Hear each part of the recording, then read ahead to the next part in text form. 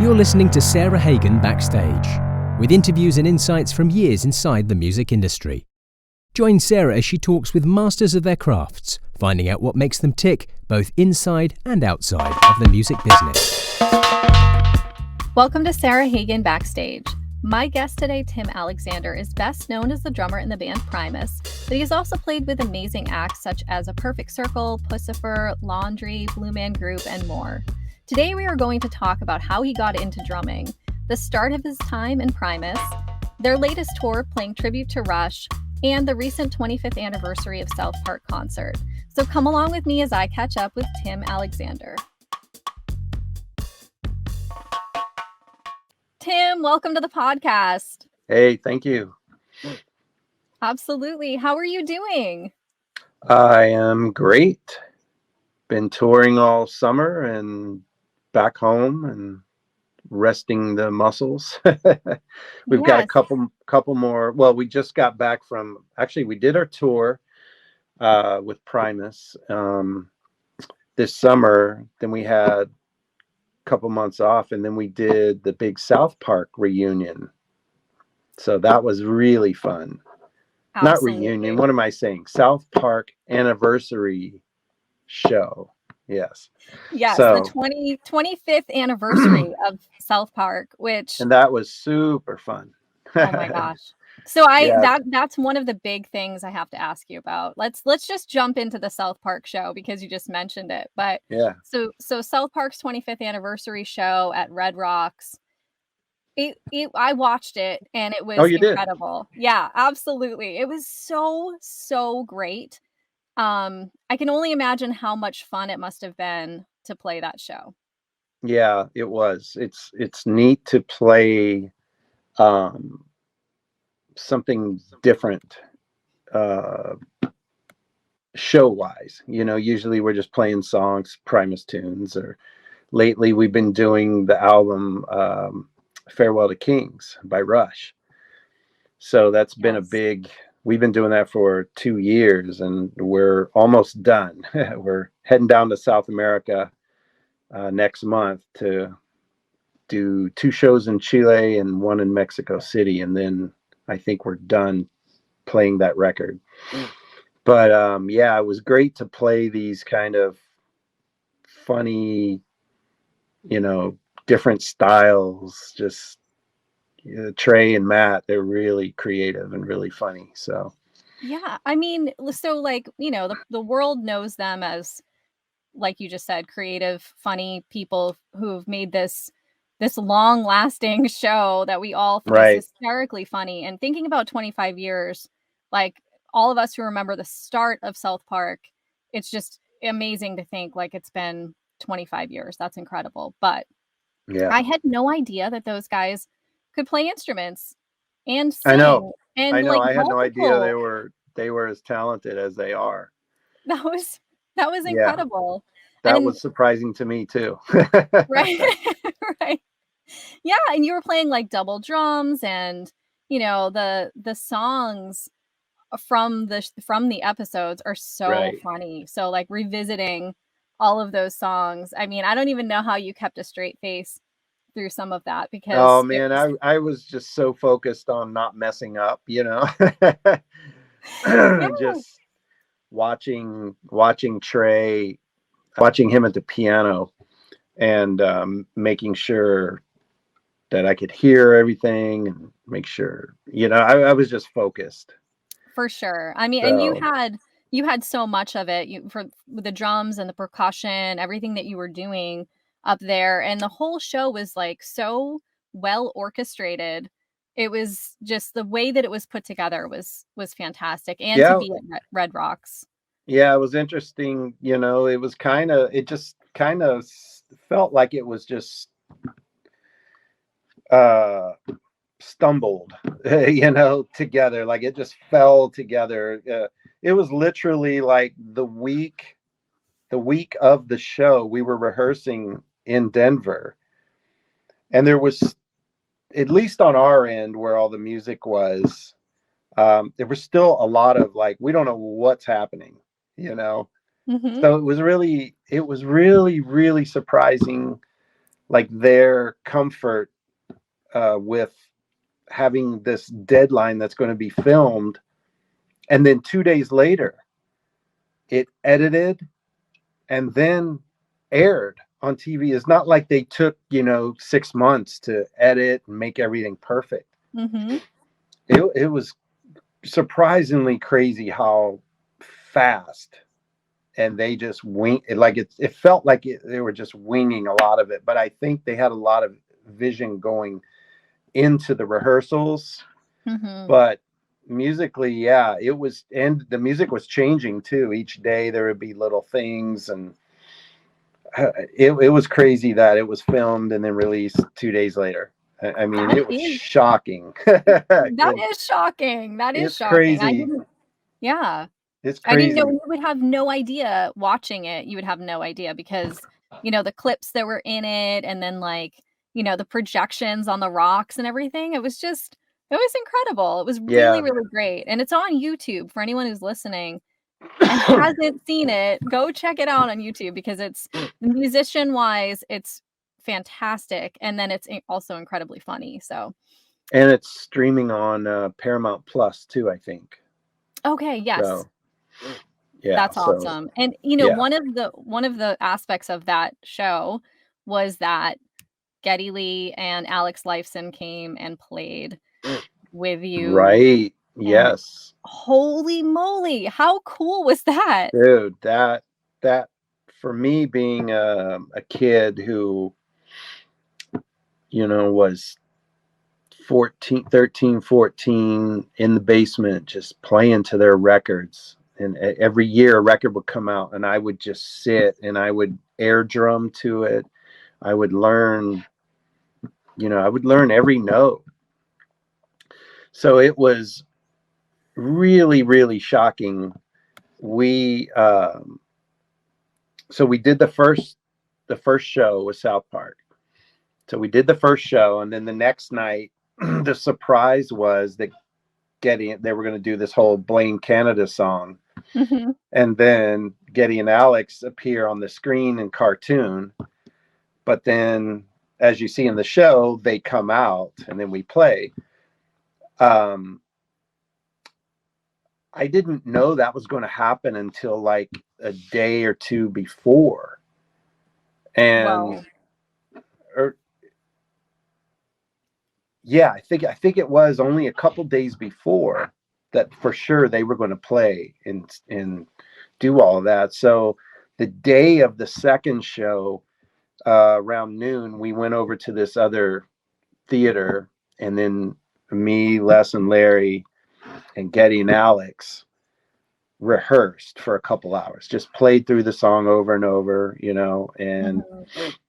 and me and Les, we're just looking at each other like, oh my God, I can't believe this is happening. Like, those guys are right here playing the music, singing it. Like, yeah, it's this very weird thing that you could imagine with your own hero. If you're just sitting there and you're playing with them, and you never would have thought that could have happened, and it That's did. that's amazing. It's So so amazing. I mean, I got giddy for you knowing that you are such a fan of the music and also that you've been doing this tour with Primus yeah, and the tribute and everything, and then seeing them come out. I was cheering. Like, it's yeah, just it was. We had rehearsed earlier that day, so we weren't as surprised, obviously, Mhm. but the whole thing was to surprise Matt, and everyone did it. It was a complete surprise to him that they were there. They showed up, and it was, yeah, super fun. So what So you see in the show is legitimate. Like, Matt did not know what was going to happen. That was wow. real. Yeah. So, Love it. I love but the it. So cool, and we played the album, uh, Farewell to Kings, in Toronto, and Getty and Alex came. We did 2 nights there. Getty and Alex came, and we're friends with them. We had dinners before the night before. So, we're hanging out. We weren't sure, like, did they want to play? Maybe they don't want to play. Maybe they just want to sit. And so we didn't even bug them to try to come and play a song, And so we did the show, and I was told that, they had seats out in the theater, where they could hang out and watch the show. And then as I'm playing, I like kind of right over my right cymbal kind of sits a little higher up like this, so it blocks the right side. But I got caught. I caught a vision right over, just like 20 feet away. They're sitting in chairs right here on the side, on Larry's side, and that was the first encounter of being right there playing their album. Wow. And then I was kind of very like, oh my God, they're right there listening to us, Yeah, that when they're sitting there, it was my first kind of, oh no, they're right there, they can hear every little thing. So, but we played it well.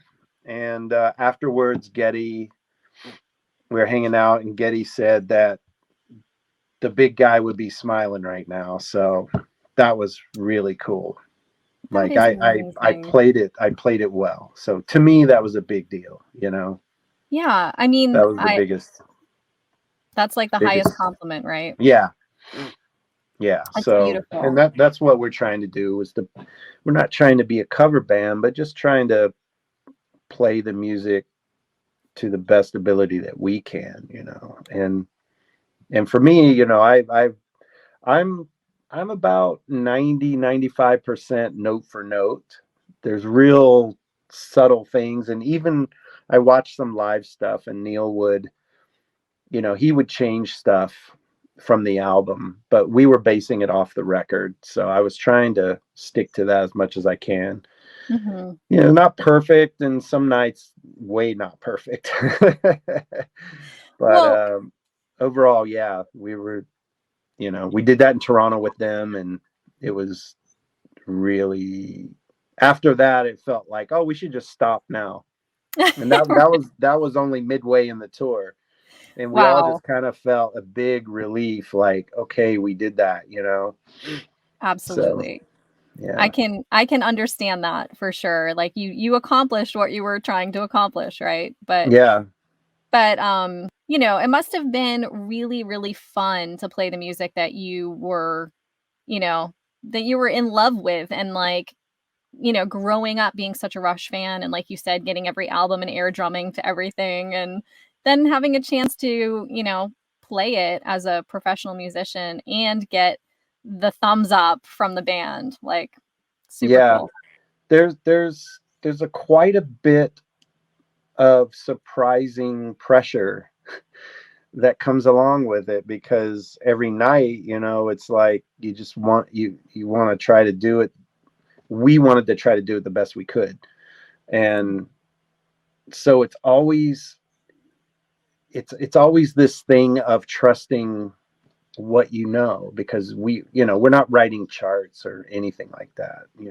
I don't know how to do that. So we're all doing it by memory and just repetition, and eventually you get to the point where, okay, I think I'm good, I think I can go through the night, and I think I've got it all. And then something will happen, you'll be like, God, I need to listen to it again, and then so there's this surprising pressure that just comes along with it. I don't know. It's not like playing our own songs where it's like, whatever, we know how to do it, Right. But it's also like not easy music to play. Like it's not, or like creating. Surprisingly, I thought it, I didn't realize that it is as challenging as it is. Right. Because being, younger, and here's the interesting thing too, is when you're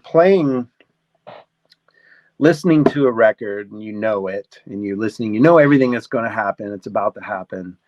And then when you sit by yourself or with the band members and you're playing along, and you don't have that that trusty song playing along with you, Mm-hmm. that's where that repetition and everything comes in. And it's a very different world. If anyone who plays in bands, when you listen to it versus you having to create it, Mm-hmm. on the spot. And yeah, it's wild how hard and challenging that it was, especially as being a kid, listening to that and playing it all the time. And then being 30, 40 years later, Mm-hmm. and feeling like an old man, and being like, God dang, I got to play this stuff that they recorded in their 20s, or, Right. Right.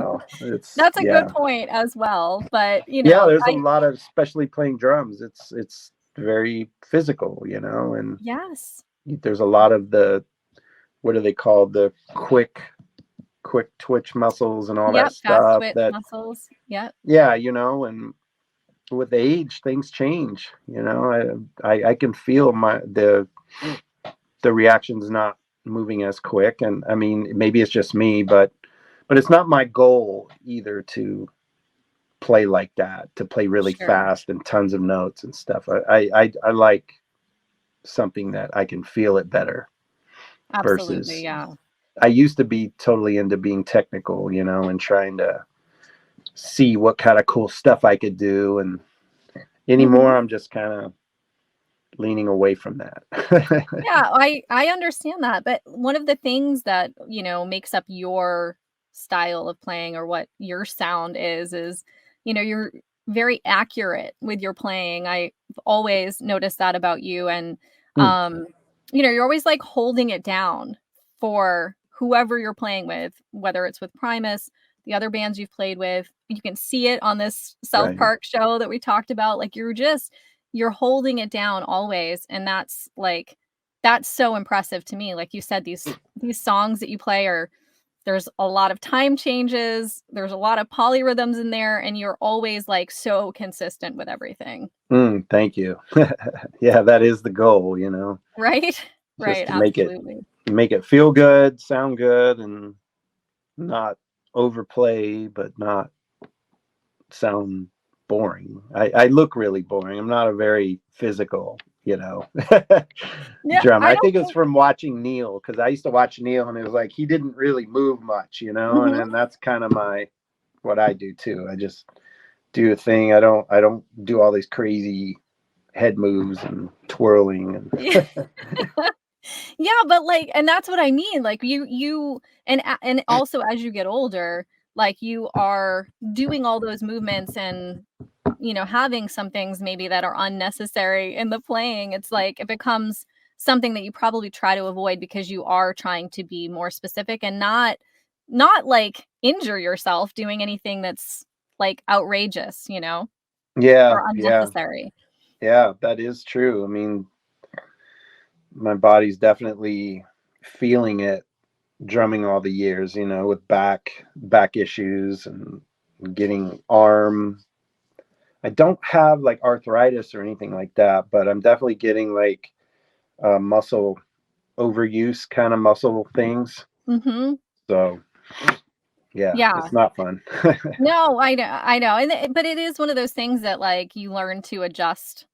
You learn to adjust your playing, you learn to Yeah, adjust your routines, right? Like, right. stretching and icing or whatever you do in your routine to kind of, like, Hmm. keep yourself, limber and able to play, but, you do play these long, long concerts with, again, all of these very complicated songs, and it's incredible to watch, and I also it's important, I think, for musicians, just speaking of Primus, but, Les and Larry to have someone like you who's really, like, holding it down, like I mentioned earlier, Hmm. because the style of playing is so, sometimes, dissonant and out there, and, like, you're just kinda like, "Okay, like, let these guys go," and, you're holding it together, which is awesome to see. Yeah, yeah, yeah. That is the approach. Right, right, absolutely. Yeah.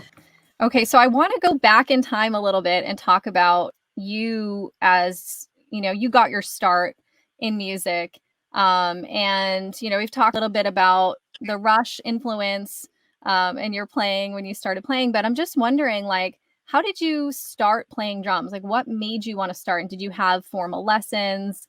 How did you get into it? So, I'm self-taught pretty much. I've always played, even as a very, very, very young person. I've always been banging and hitting things with, and playing, and I was always drawn towards the drums. I think my earliest memories are, we had a 8-track player, and this is back in the 70s. Mm-hmm. And I used to have the Elvis at Madison Square Garden live. That was the music that we had in the house. And so I would listen to that. And there was an amazing drummer, Ronnie Tutt. And do you know of him? Yes. Yep. Absolutely. Wow. I mean, if you listen to those, I just actually last week I played that concert. It was a nice day out here, and we were hanging out outside, and I just put it on, and playing it for my daughter because she watched that Elvis movie. Yes. We watched it, so she really loves this part in the song where Elvis is singing "Suspicious Minds." But, anyways, so I used to listen to that when I was 8 years old, 7 or 8. And I used to have a couch and with some pillows on it. And I had a pair of drumsticks, and I would just make different sounds. I would have low sounds on the couch, and then the pillows would make higher sounds. So that's how I started playing along with the concert like that. And I also got to go see Elvis live twice in West Virginia, where I was growing up. Wow. So yeah, it was pretty cool. Got to see him live, and I would play to the show, so I knew the music really well as a kid. Then I ended up moving to Michigan, and then I got older, and where I got my first drum set. And that's when I started diving into how an actual drum set works and listening and understanding what's going on. Mm-hmm. Never occurred to me that someone could teach you that, like you could take a lesson. Very strange. I didn't even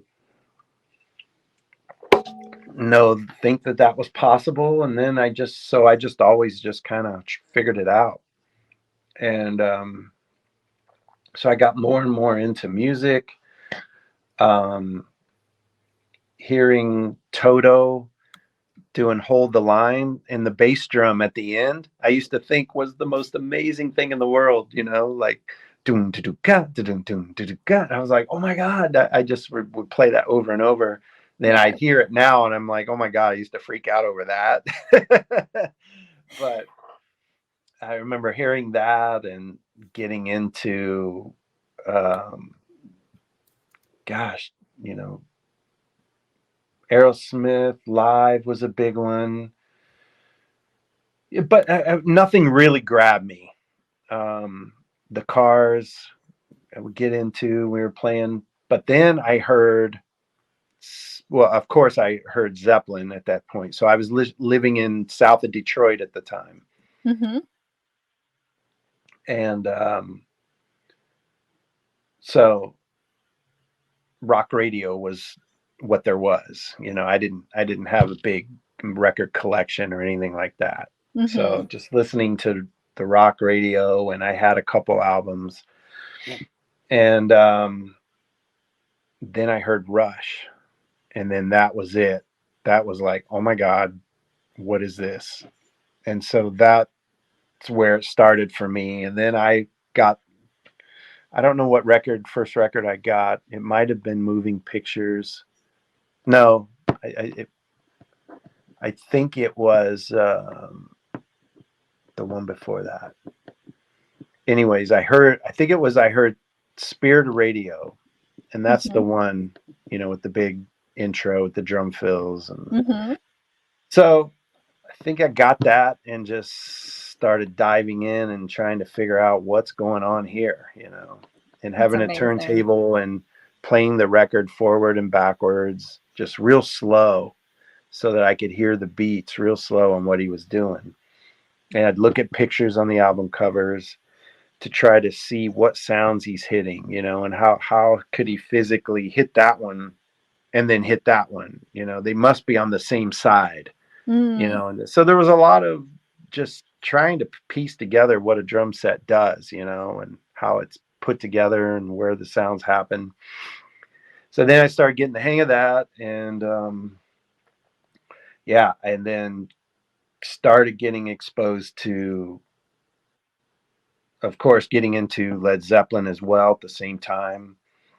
Then I heard the Police for the first time. When I first heard it, I was so into Rush, I thought that was terrible. And then, and then much later, I got into the Police, and then Stewart became a big influence. So my biggest influences were Neil, John Bonham, and Stuart Copeland. And then I had joined my first band after that, which was living in an apartment with my mom, and I had my drum set for some reason we had a shopping cart sitting on the deck. It's like a little studio apartment with a small little deck. I had all my drums sitting in that. I would just pile them in the drum in this little shopping cart. And then my mom, I was doing these jobs like a record store, working at Foot Lockers, digging ditches, and just all this stuff, and I was not happy at all. And so she said, well, why don't you look in the Yellow Pages? So this is before Google. So Yellow Pages is just a big book where has phone numbers in it. So I looked up recording studios, and I called a couple, and then I ended up, this one was having an audition for studio drummers. So I set up an audition. I went, and all I did was play Neil Peart, which doesn't work in a recording studio where they want you to play country and pop and all this other stuff. So I did not fit that at all. But he said, well, I know of a band that's looking for a drummer. And I thought, okay, cool. So I called them, and they were this band from Jerome, Arizona. And so that's where my career started. I took a Greyhound bus from Phoenix to Flagstaff, which is where my girlfriend at the time, her family was. So I took a Greyhound up there, and I had my drums literally in cardboard boxes and pillowcases. I threw it underneath the Greyhound, got the Flagstaff. We threw it in the back of her dad's truck, and he drove me to Jerome because I didn't know where it was. I didn't know anything about it, and I didn't have a car. So I got there, did the audition, and they liked me, and then they finished their auditions, and then they wanted me to play. So I was like, sure. So that was where my career started, up there. And then we played soon after. I had my very first real show was New Year's Eve in the Spirit Room in Jerome, Arizona. And I don't know what year it was, but I'm guessing it's around 84, 85. So, and once I did that and I made money, I'm like, oh my God, this is it. This is what I want to do forever. Playing drums. I was like, finally, I found it, and I was too young to be in the bars because you had to be 21. But I was only like 18, I think, or 19. And so I had to stay, away from the alcohol, but I could play and I could do the shows. So it was a blast. Wow. Really That's cool. amazing. And that's how it started. And then, we played through Arizona for a long time, and we're pretty popular in Arizona. And then went to California, up to the Bay Area. And that's where we loved it so much. that we moved there. But then when we moved there, we weren't playing as much and we had to get jobs. And so I was working in a cafe, and my band wanted to go back to Arizona where it was easier. Right. And I loved the Bay Area so much. I was like, I want to stay, you know? And so a guy I was working with was playing a demo tape that Primus had made. And I thought it was cool. We were listening to it, and he said they're looking for a drummer. He didn't know that I played drums at all. So I was like, yeah, I play. Can you check it, find out more about it? So he went to one of their shows and found out, and then hooked me up with Les. And then I set up an audition, and I did the audition with Les and Todd, the original guitar player. And then we played a bunch of Rush riffs and things like that. And that's how we connected, you know? And so I get a call, like Les says, I got good news and bad news. The good news is we like you and want you to join. But the bad news is Todd quit. So the guitar player just quit. And so now he's like, he calls up Larry, because he knew Larry from another band that they did some stuff with, and they were friends. And so Larry came and finished the rest of the auditions. And then I went in, and, you know, and that became Primus with me and Larry and Les. So, and then we made a record a month later, with a live record with a lot of the existing songs that were already there. And then we added some that we kind of created ourselves. And then that's how we started. So it's amazing. I mean, how cool is it that you started over Rush riffs? I know. And now you're doing this tour, and it's just like, oh my gosh, it's just incredible. Yeah. Full circle. Rush has been involved the entire way. So I love that. yeah. I love that. Yeah.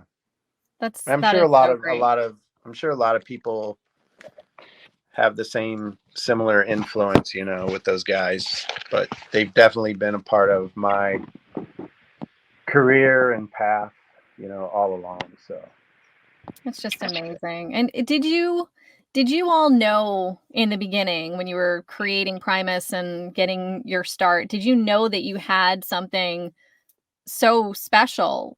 Like, did you have any idea, or is it just like things started happening and you were like, this is crazy? Yeah, it was more of, it's special, that it's weird special, and this will never do anything because it's too weird. It's too weird. But it was fun, you know. I at the time there wasn't this like, oh, you got to sound like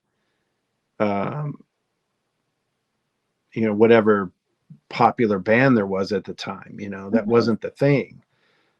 Because, you know, there was this time where there was a lot of indie music coming up, and that was cooler than anything we were hearing on, you know, regular radio.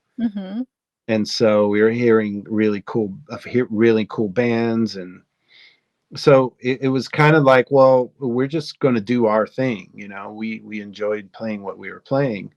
And there was, you know, I think there were times when record labels or people were trying to get us to telling Les he needs a singer, you know, someone to sing because his voice is too weird, but somehow we fit in with a bunch of all these other bands like Faith No More or Testament. You know, we could do shows with both these types of bands, or this band, the Limbo Maniacs, which Brain was in, from the Bay Area. They're kind of real funk band. So Primus was really funk based before me and Larry.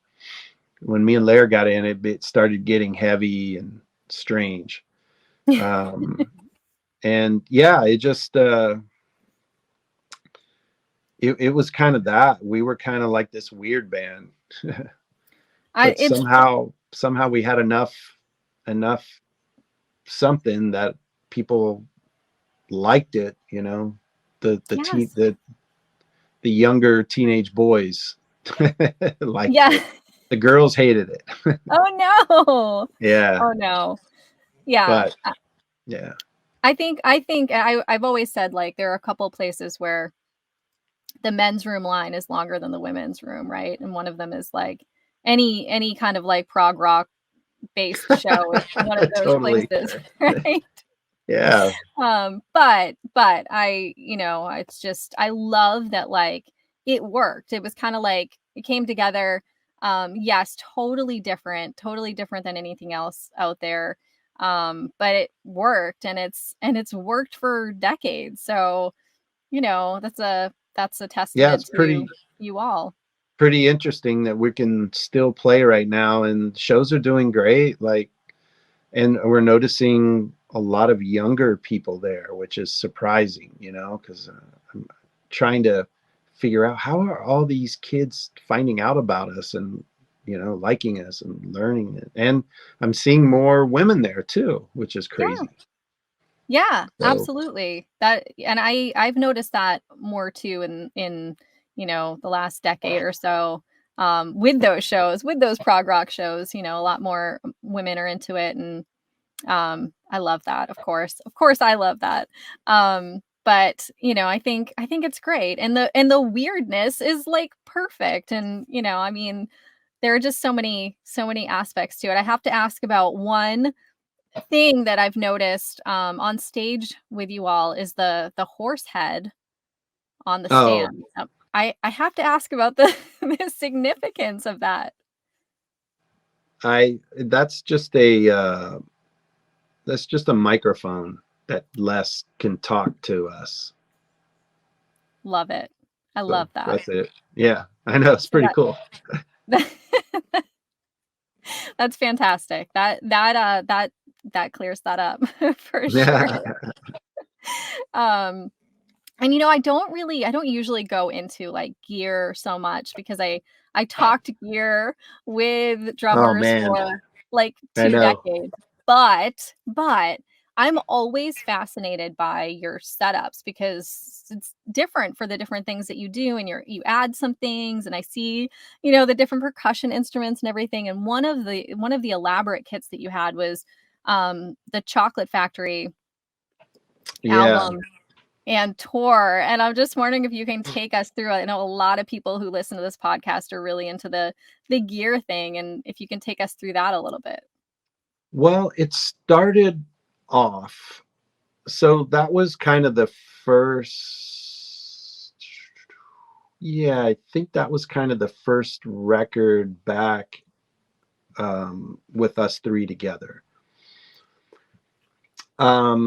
It just so happened that Les was thinking about doing the Willy Wonka stuff, and so in I guess we were just toying it, thinking of it more like a soundtrack, Mhm. not like a rock album or something, So we just started piecing this drum set together that was just kind of crazy.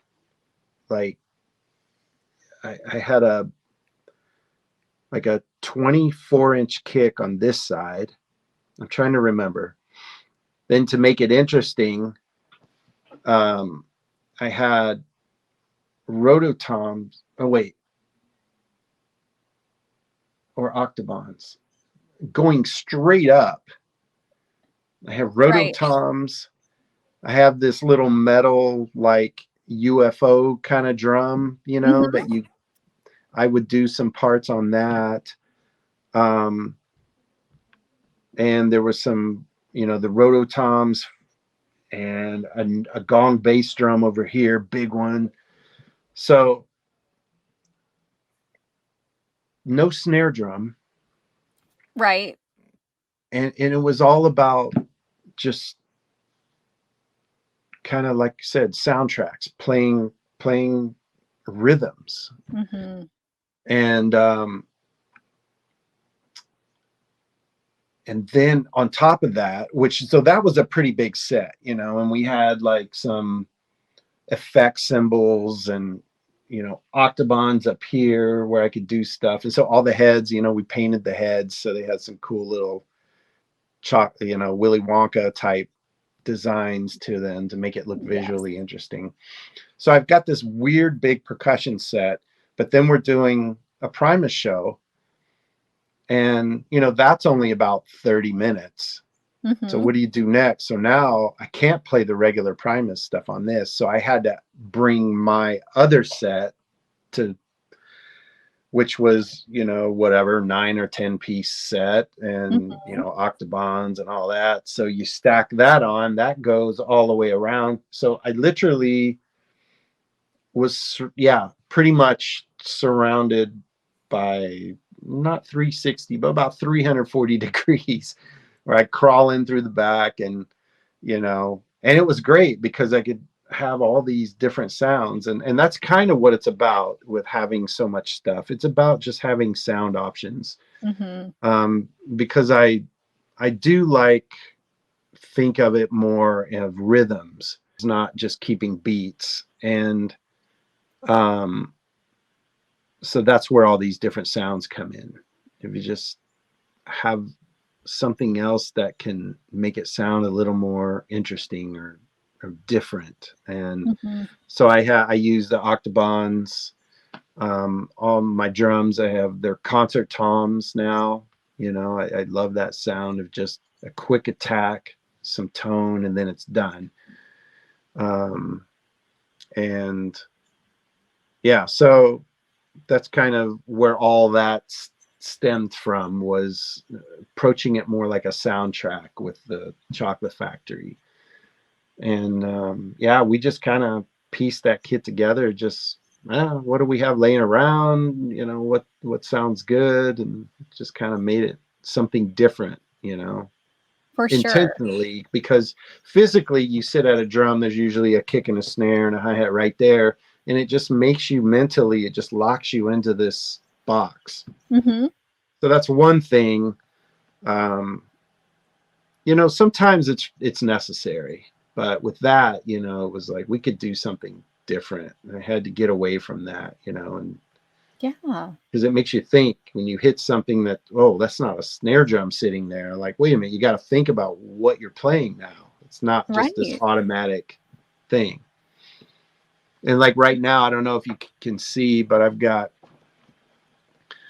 I'm working on that right now, and it's a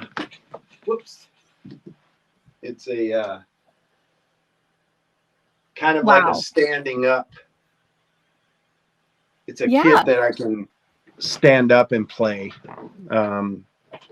Just because I wanted to do something different that's more rhythmic, but not locked down to that kick and snare.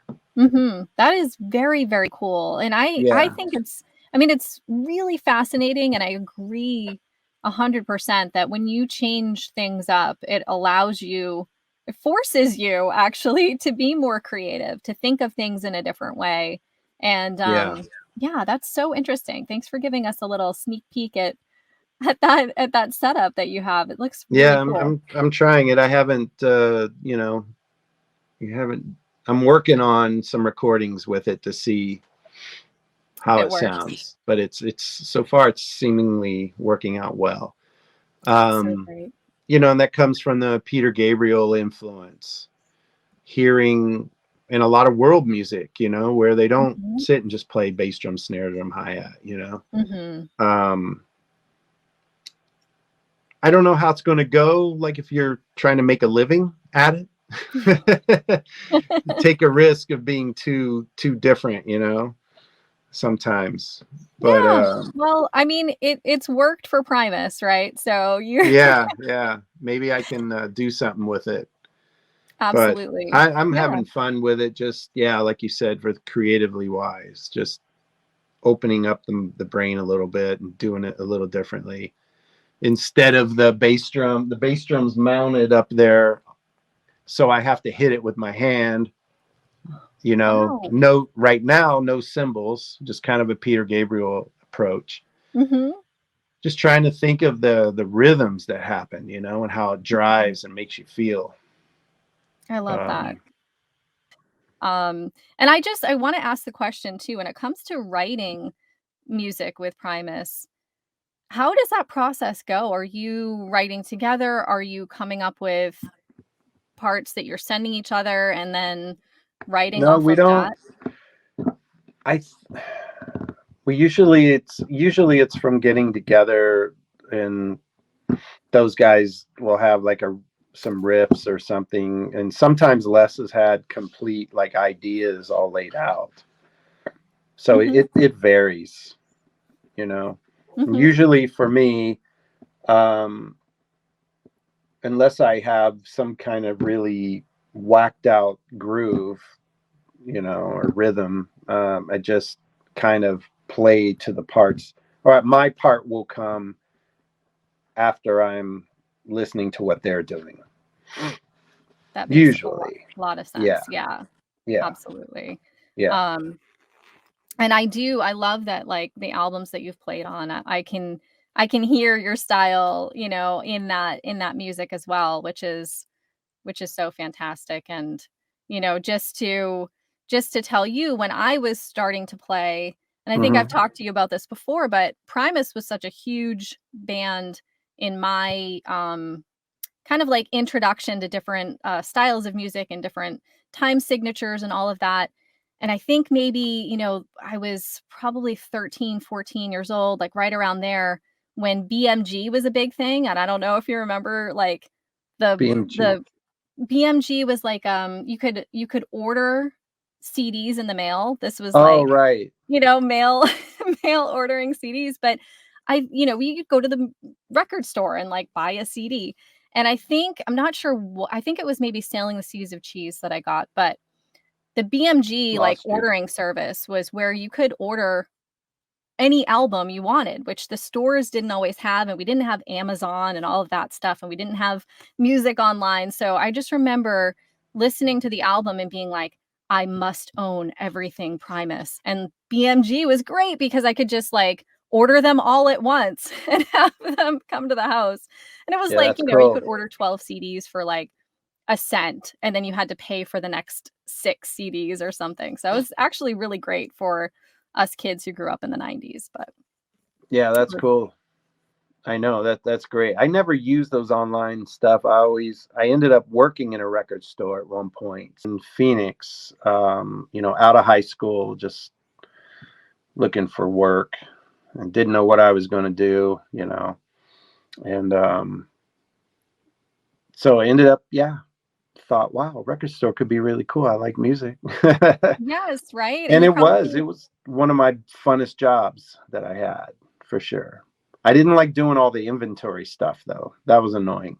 yeah, I bet it was. But, Yeah. like, how cool that you got probably access to, like, records before people got them, right? You could probably reserve I things maybe? kind of, yeah. I mean, we had to, we were supposed to play them um, in the store. So I was just listening to Purple Rain all day, every day. And then, gosh, what other during that year? Yeah, there were all kinds of things that came out or during that period. So, but yeah, Amazing. I wasn't exposed to anything too cool because it was mostly whatever was the biggest kind of popish selling item Mhm. was what was being played in the store all the time. Right, So right.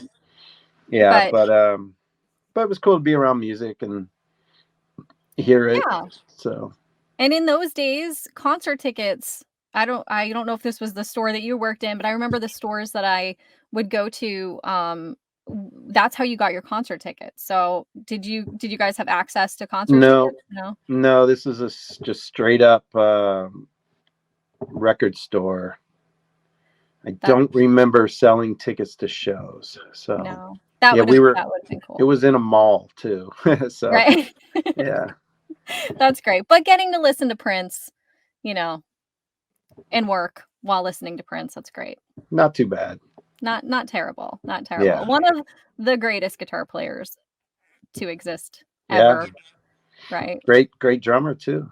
Yes, Really yes. cool. Well, and speaking of which too, I didn't know this until recently, but you also play guitar, right?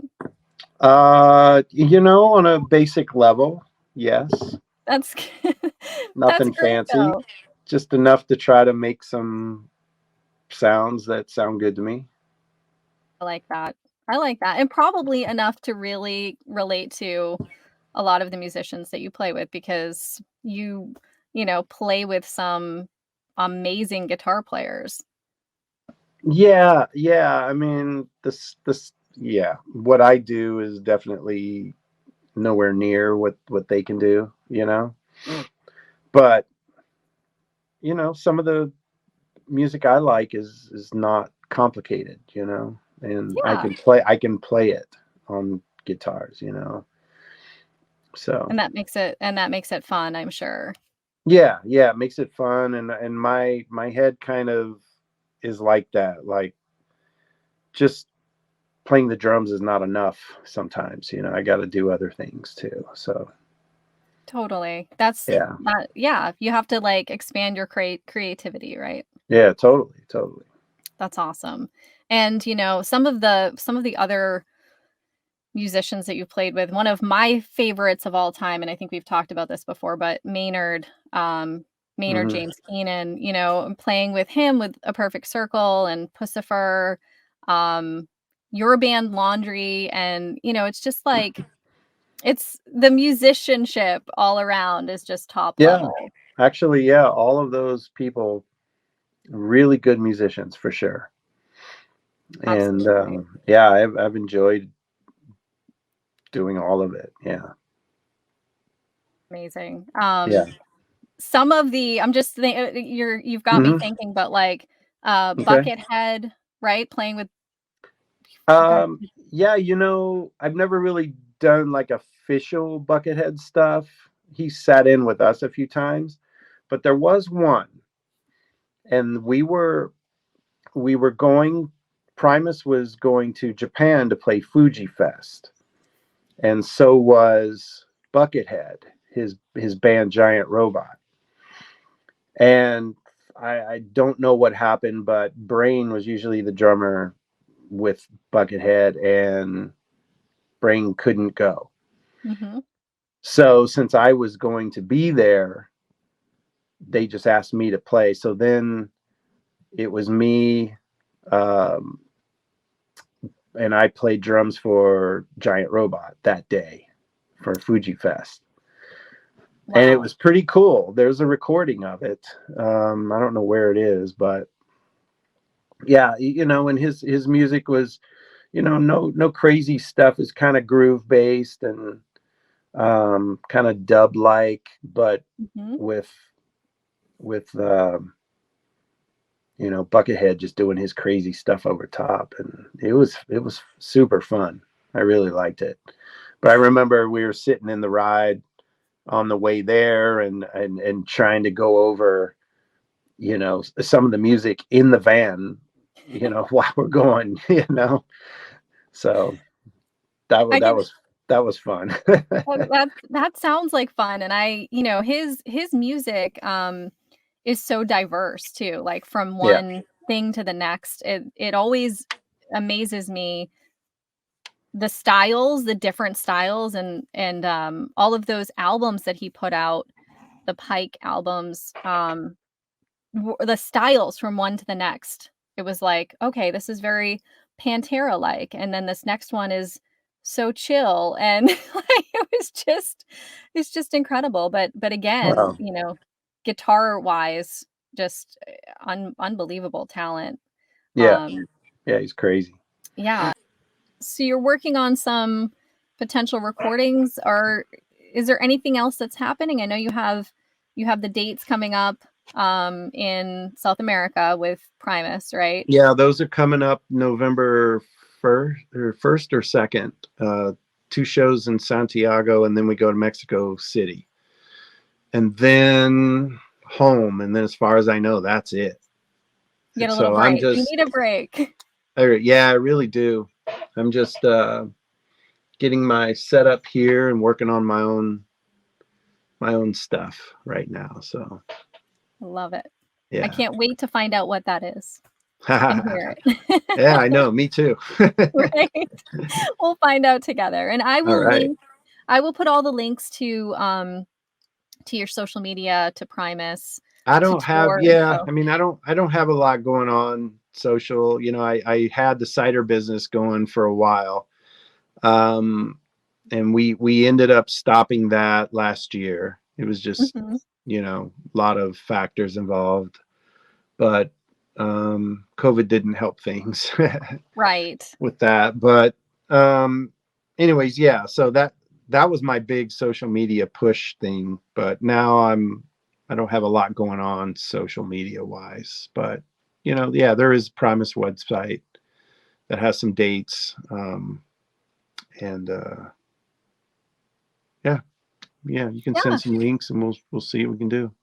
absolutely. And I will link to that 25th anniversary South Park concert Oh too, yeah. because Yeah, people that's a have to good check one. that out if they haven't. Yeah, for sure. Awesome. And I hope I get to see you soon in Yeah, person. someday, huh? Yes, I know it's been way too long, Have you been but going? Are they doing the NAM stuff? Have you gone there? I did go to NAMM. Winter NAMM was in June this year, so, it was Hmm. different, but it was really great to kind of get back and, see all of the displays and everything, and I have to say, the audio, video, the piano section, keyboards was kind of like felt like normal. The guitar section was pretty big. I think our industry, the drum and percussion section was, a little bit different. It was pretty scaled down, but hopefully next Hmm. year, it will be in April in 2023. NAMM will be in April. So, Down in um, LA? in LA, yeah, Anaheim, yep, at the convention center. So, Oh, okay. yeah, so hopefully Cool. Yeah, it'll maybe I'll run grow. into you. Yeah, well, I will keep in touch with you for sure. All right. And if I make it out there, I will definitely let you know. It'd be great to see you. All right. Awesome. Yeah, it'd be good. Well, thank you for having me on here. And Thank yeah, you. congrats on the podcast and everything you're doing. It's great. Thank you so much, Tim. It was great Hmm. to catch up with you. Yeah. All right. Well, I will see you soon. Okay. Okay. All Bye. right. Take care. Thank you for tuning in today. Join us each Tuesday for new episodes of Sarah Hagan Backstage.